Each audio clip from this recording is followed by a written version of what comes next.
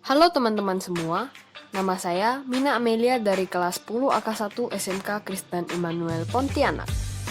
Ketika ingin mempelajari sesuatu yang baru atau belajar materi pelajaran dalam kehidupan sehari-hari, seringkali kita menghadapi beberapa masalah atau kendala yang dapat membuat kita mengurungkan niat tersebut.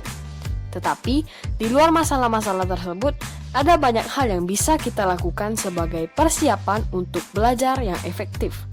Berikut adalah beberapa di antaranya.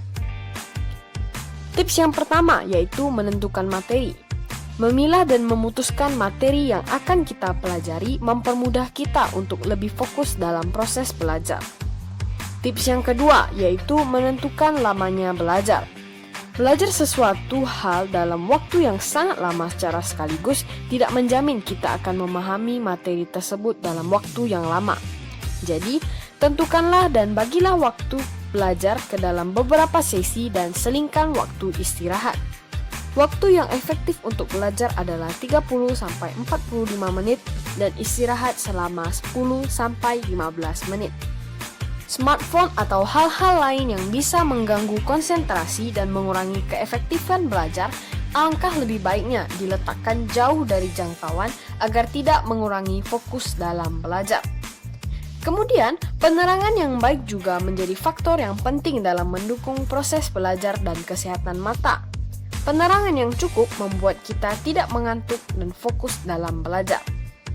Tips yang kelima, gunakanlah hal yang bisa membangkitkan semangat belajar Anda. Ada orang yang menjadi lebih fokus ketika mendengarkan musik, lebih semangat sambil memakan makanan ringan, dan masih banyak lagi.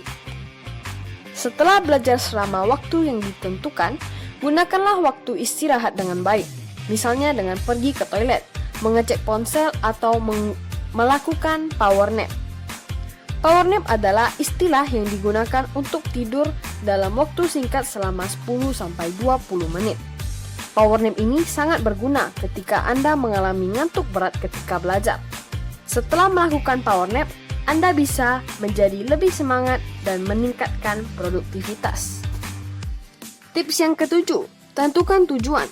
Ketika kita memiliki sesuatu atau goal yang ingin kita capai, buatlah daftar hal-hal tersebut.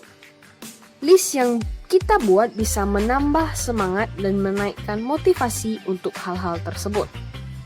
Setelah menghabiskan beberapa waktu, hari, bahkan minggu untuk mempelajari dan mempraktikkan sesuatu yang baru, tips terakhir yang bisa kita lakukan adalah mereward diri sendiri. Melakukan hal yang kita sukai dan menghabiskan waktu kepada hal tersebut dapat membantu kita dan terus memotivasi kita untuk tetap belajar dan menyelesaikan to-do list yang sudah kita buat. Kedelapan tips tersebut dapat Anda praktekkan dalam mendukung dan mengiringi dalam proses belajar yang Anda inginkan. Semoga bermanfaat dan terima kasih.